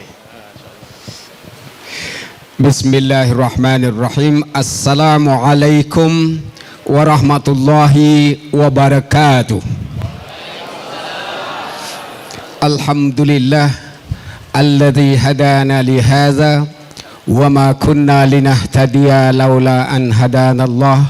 Assalatu wassalam ala sayyidina Rasulillah wa ala alihi wa man tabi'ahu huwa wala amma ba'du.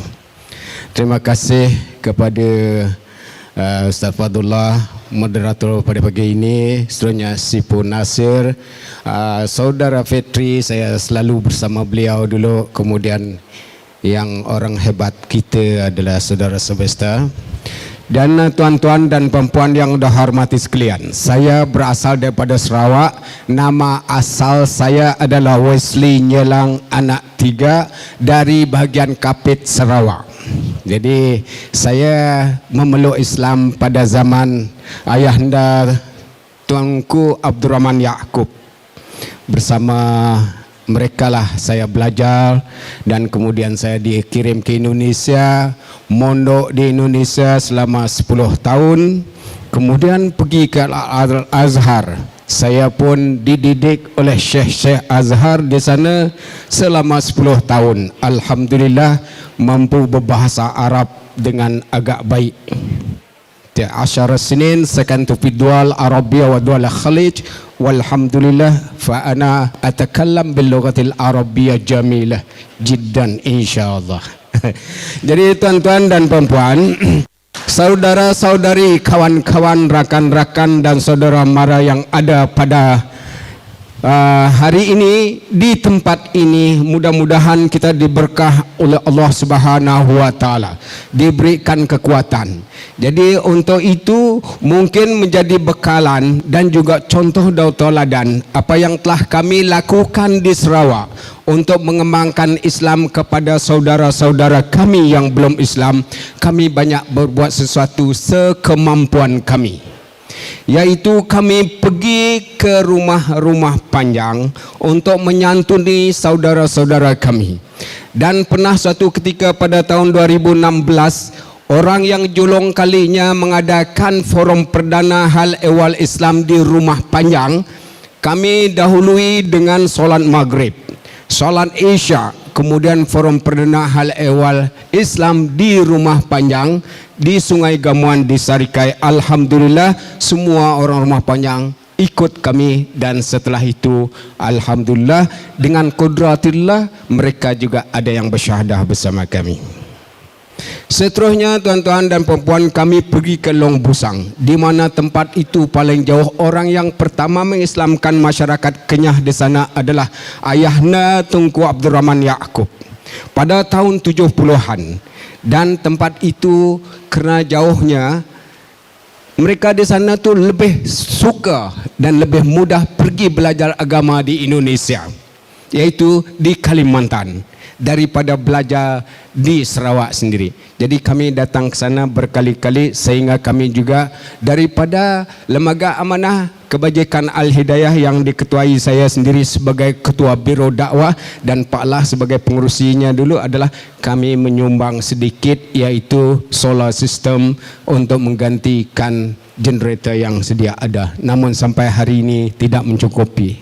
Selain daripada itu tuan-tuan dan perempuan, kami juga menyantuni saudara-saudara kita yang ada di perbatasan Lubuk Antu, yang berdekatan dengan Badau, Putus Sibau, Ulu Kapuas, dan kami juga berjumpa dengan saudara-saudara kita di kalangan kaum Memaluh dan Iban, dan juga kaum Dayak-Dayak lain yang ada di perbatasan Sarawak dengan Kalimantan, iaitu Pontianak. Dan kami banyak berbuat sesuatu sehingga kami ini setiap bulan dan hampir setiap bulan kami ada program di Sarawak untuk menyantuni saudara-saudara kita. Dan baru-baru ini yang terakhir, tuan-tuan dan puan-puan, kami telah pun pergi ke sebuah rumah panjang di Sungai Asan, dan kami beli kerbau di Miri. Sebab orang rumah panjang itu jangankan makan atau menyembelih kerbau, melihat kerbau pun ada yang tak pernah. Jadi kami bawa kerbau dari sana dan kami korbankan dari situ, dan alhamdulillah masyarakat rumah panjang semua menikmati kerbau, dan kami lapah bersama, masak bersama. Alhamdulillah keadaan harmoni sangat. Okey, walaupun tuai rumah di situ adalah bukan Islam, tetapi kami dengan kudratillah diizinkan untuk bersembahyang hari raya di situ dan juga melakukan korban di rumah panjang itu. Alhamdulillah, itulah kerja-kerja silang budaya kami, sebab kami masih ramai saudara-saudara mara kami di sana, daripada keluarga kami sendiri masih ramai yang belum Islam. Jadi saya minta kawan-kawan daripada Sarawak cuba angkat tangan. Ini semua mereka ini ada di Semenanjung, Malaysia.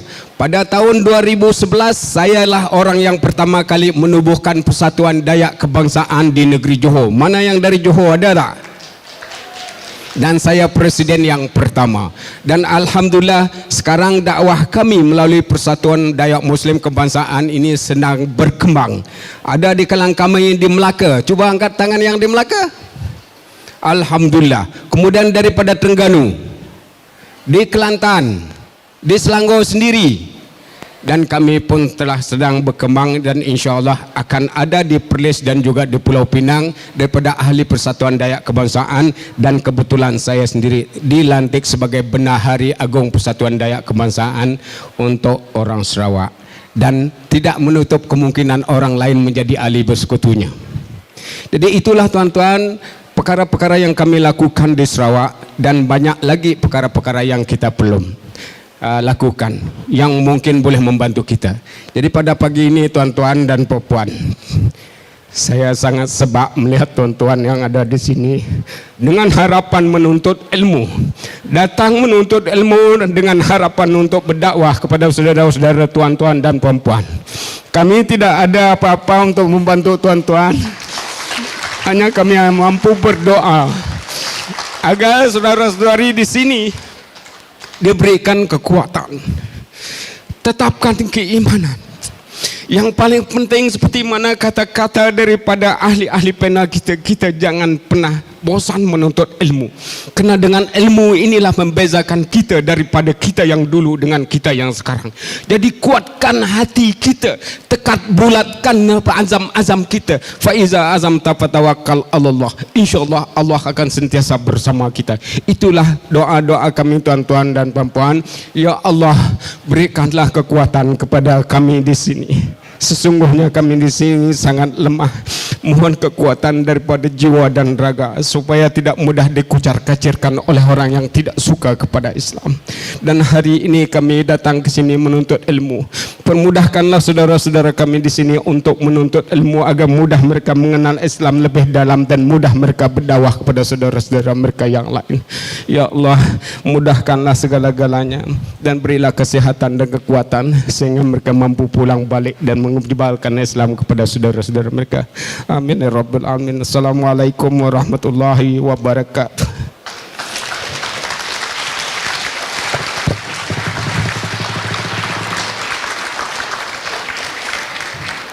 Terima kasih kepada Al-Fadhil Ustaz Haji Muhammad Chatasman Abdullah alias Wesley dari UK, Hulu Kapit, Sarawak. Alhamdulillah. Tuan-tuan penasihat, kita buka kepada perkongsian dan juga sesi soal jawab. Mana kita masih ada lagi sikit. Ya, sesiapa yang nak kongsi ataupun bertanya soalan kepada ahli panel kita depan ini, dipersilakan. Ada? Ada, tidak ada? Tolong urus dia kita, bawa mikrofon. Angkat tangan ya, kalau ada, angkat tangan tinggi sikit. Ada.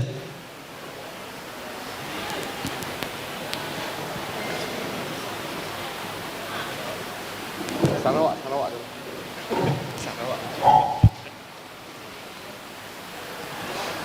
Ada tak?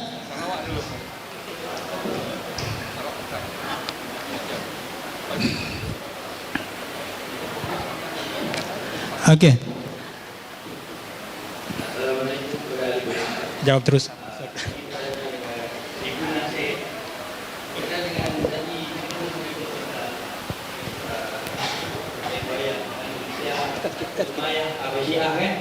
Ya, ya.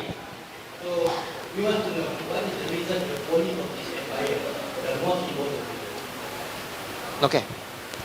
Wah, itu sejarah. Itu berat sebenarnya, saya tak boleh jawab lama, jawab sikit aja. Ingin kalau boleh jumpa saudara selepas ni. Kejatuhan Empire Umayyah ialah disebabkan oleh Abbasiyah lah, mereka gaduh sama sendiri. Kejatuhan Abbasiyah is because of Mongol datang, dan ada kelemahan mereka juga. Tapi bila yang interesting part saya nak cerita sekarang, bila Abbasiyah jatuh, Mongol datang and takluk Abbasiyah. Tapi you know what happened after that? Kita kalah di tangan Mongol tau. Habis kita hancur. Mongol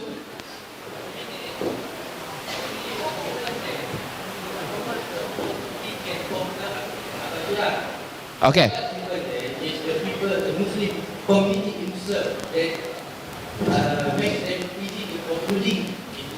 Apa yang Mongol cakap? Mongol anda janjikan masa itu. Dia cakap betul. Dia kata khalifah yang terakhir, tak ingat nama dia dah. Dia simpan semua, ni satu simbolik lah. Dia simpan semua emas-emas kat istana dia. Makan plate pun emas. Okay? Ini simbolik lah. Kalau nak explain sejarah tu terlalu detail sangat.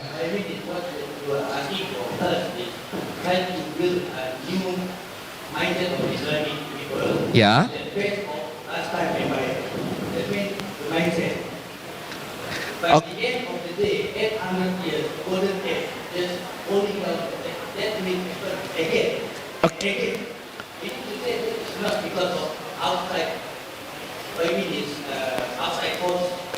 Memang, where to?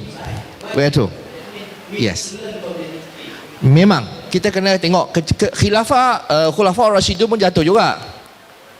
Sayyidina Ali akhir ni kena bunuh. The ending is very sad. Tapi kita don't want to go into history. So memang masa tak cukup sekarang. So sekarang is that memang ada masalah akhir dia. Okay. Jadi saya kata cerita Mongol is interesting lah. Dia can fall altogether. Okay. Okay, very good. Tapi saya tidak mau fokus mengapa dia jatuh. Saya fokus walaupun dia jatuh, tapi budaya tamadunnya berterusan tau. Do you know that? You jangan melihat Abbasiyah jatuh. What happened to Mongol? Bila dia kalahkan Abbasiyah, Mongol become Muslims. Dia teruskan warisan kita. Can you see not?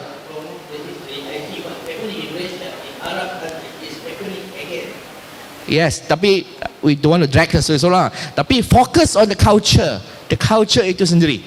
Walaupun Abbasiyah jatuh, daulah Abbasiyah jatuh, tamadun Abbasiyah tak jatuh. Carry forward by Mongol. That's why Mongol became Muslim. Menubuhkan the greatest empire, Mughal Empire kat India. Okay? Nanti dah lain cerita. Okay, next question. Our Sarawakian tu, dari tadi dah. Sarawak datang dari jauh. Bagi chance lah.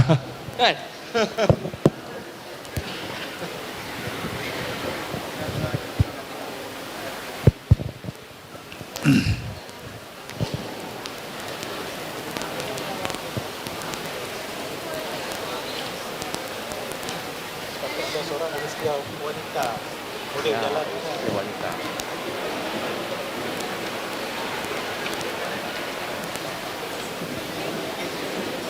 Kita ada 5 minit lagi Waalaikumsalam.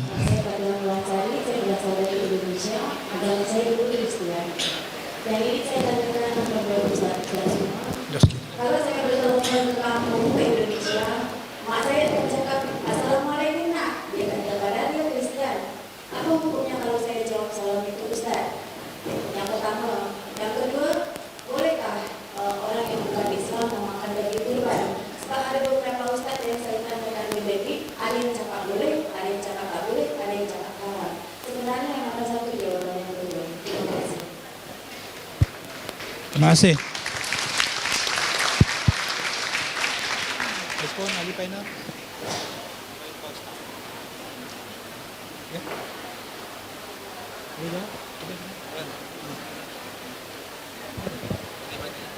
The second one. Bismillahirrahmanirrahim. Indonesia ya. Kalau di Sabah dia daging korban itu menurut fatwa kerajaan negeri Sabah, orang bukan Islam pun boleh makan. Di Sabah lah. Jadi tempat lain tengok mufti dia kata apa. You go according to the pergi berdasarkan kepada apa yang difatwakan oleh mufti tempat anda. Sebab itulah hukum dia, agamanya, hukum agama ialah berdasarkan apa yang difatwakan di negeri anda. Ya. Jadi itu di negeri Sabah, alhamdulillah mufti kami dia ada fiqh sabahi. Fiqh Sabah. Dan dia boleh. Jadi kalau setakat persoalan-persoalan macam boleh jawab salam ke tidak, non muslim bagi salam, boleh jawab salam kalau fiqh sabahinya. Tidak ada masalah. Dia je bagi salam, asalkan dia bukan mempermainkan. Kalau dia mempermainkan, ada hadis sahih daripada Nabi SAW yang kita jawab balik dengan wa'alaikum sahaja. Kalau kita tidak pasti dia ni mempermainkan ataupun dia betul-betul. Tapi secara umumnya dalam interaksi kalau di Sabah, secara umumnya kalau di Sabah Sarawak, interaksi yang positif dalam masyarakat, rasanya dia bukan bermain-main lah bila dia bagi salam. Mungkin dia mau menghormati kita dengan memberi salam. Dan kalau ikut yang kita pegang dari segi konteks fiqh sabahinya, boleh kita menjawab salam itu. Jangan keliru lah. Tapi kalau kita keliru, kita tanya mufti tempat kita. Dia akan bagi jawapan, ikut jawapan mufti tempat kita. Wallahu alam.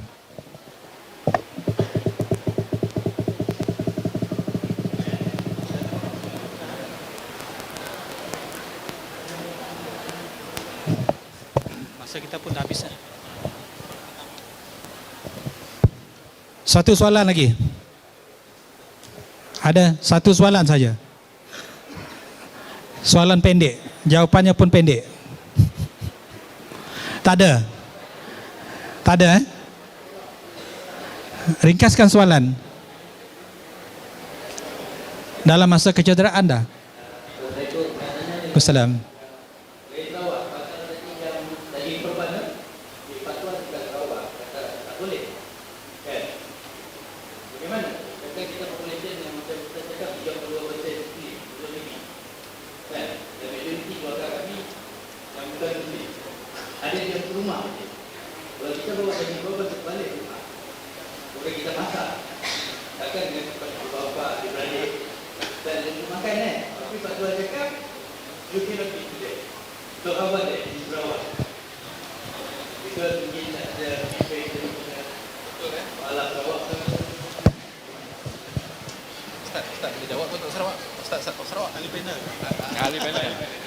Okey, wallahu alam di Sarawak macam bagaimana fikahnya yang dipegang oleh mufti, tapi ikutlah pandangan mufti.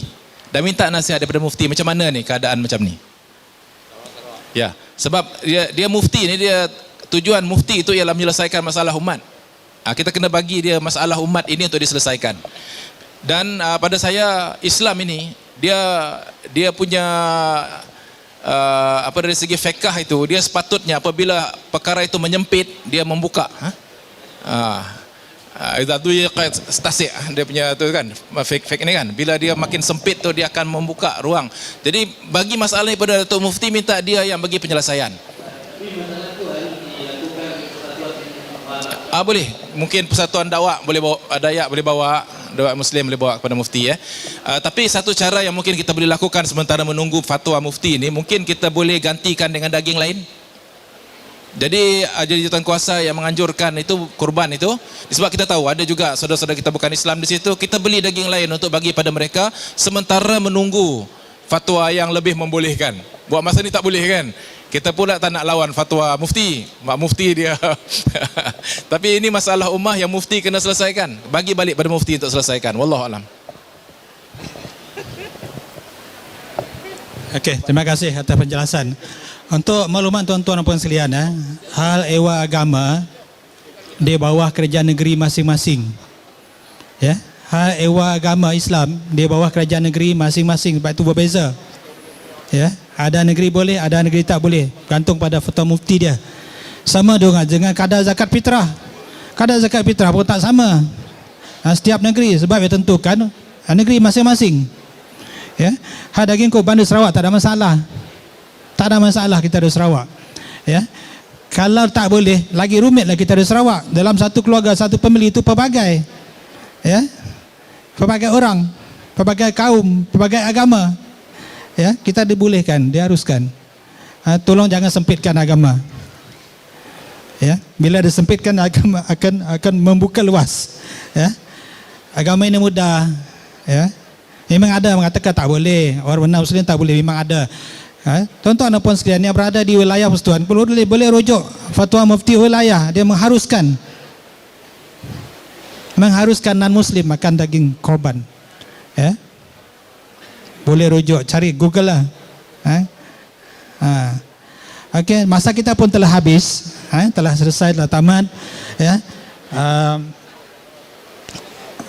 saya selaku moderator forum ini merukamkan ribuan terima kasih dan setinggi-tinggi penghargaan kepada ahli panel kita yang saya kasih dan saya hormati, Zibu Nazir, Muhammad Fitri, Ustaz Muhammad Fitri, dan di ujung sekali Tuan Haji Nicholas. Mudah-mudahan apa yang mereka kongsikan pada hari ini ada manfaat bagi kita semua sebagai panduan, insya-Allah. Dan sekali lagi saya mengucapkan terima kasih atas kesudian saudara-saudara dan saudara-saudari peserta Rebirth Camp di Perlis ini.